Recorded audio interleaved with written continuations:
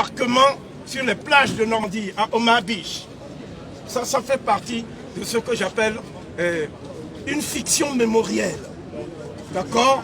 Ce ne sont pas eux, ce sont les Russes qui ont même bombardé Dresde et qui sont entrés dans le bunker du Führer. Et les Africains qui ont libéré la France. Et la bataille décisive a eu lieu en plein désert de Libye. C'est ce qu'on appelle la bataille de Bir Hakeim, dont on ne parle jamais ici. Vous voyez?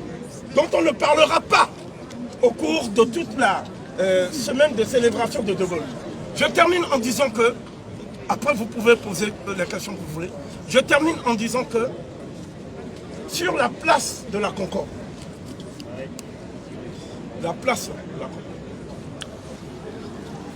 au nom de l'abolition des privilèges,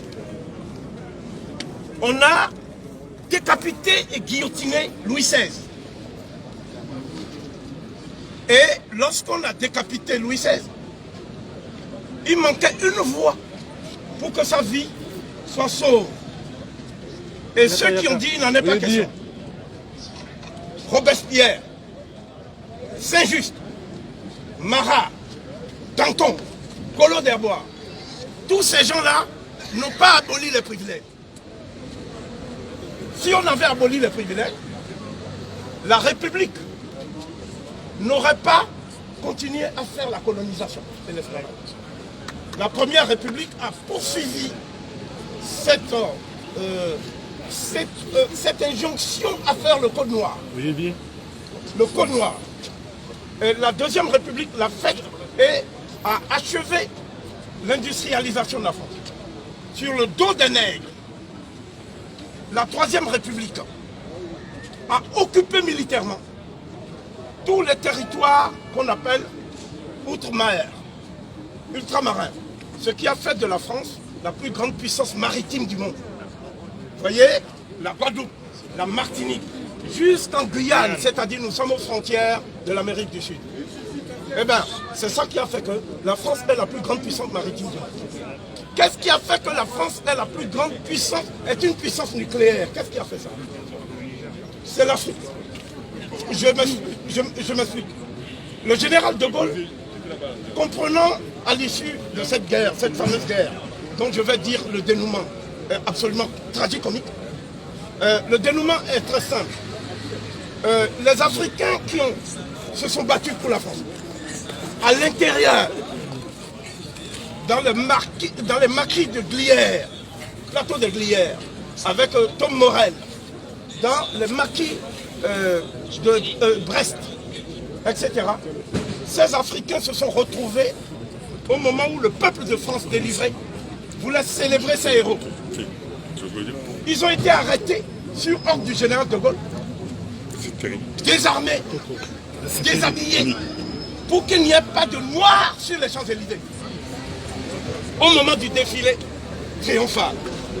Donc, on a pris des Polonais, des Espagnols qui ne se sont jamais battus, on leur a donné des tenues militaires et ils ont défilé et on a dit que ce sont eux qui ont libéré la France. C'est le général de Gaulle qui a fait ça.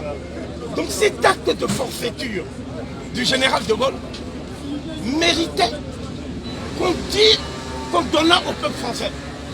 Je ne parle pas des nègres, parce que les nègres de la République sont habitués à l'apartheid. On nous dit que la France n'a pas un racisme institutionnalisé. Je dis que la France fonctionne sur la base de la négrophobie systémique et institutionnalisée. Ce n'est pas seulement la police qui est en cause, c'est l'État, l'État même, c'est-à-dire les hommes qui dirigent la France. Aujourd'hui, sont des gens qui n'ont pas intérêt à ce que l'Afrique se libère. C'est-à-dire ce sont eux qui ont des bases militaires actuellement. Des bases militaires en Côte d'Ivoire, des bases militaires au Gabon, des bases militaires à Djibouti, des bases militaires partout en Afrique. Que font-ils là-bas? C'est-à-dire pourquoi, en quoi la France est-elle menacée au Gabon? Alors voilà, ils nous disent non, nous sommes là-bas pour défendre nos ressortissants et nos intérêts. C'est intéressant. Vous en convenez. Alors, je vais vous dire quelque chose qui va certainement vous faire plaisir. Dans ce brûlot de valeurs actuelles, parce que nous assistons aussi à un phénomène, c'est la libération de la parole des fascistes. Tous les fascistes, c'est-à-dire la peste brune, est encore de retour, plus triomphante et plus arrogante que jamais. Et ici, on dit, ces racialistes qui veulent mettre la France à genoux. Ok? Alors moi, je vais dire quelque chose.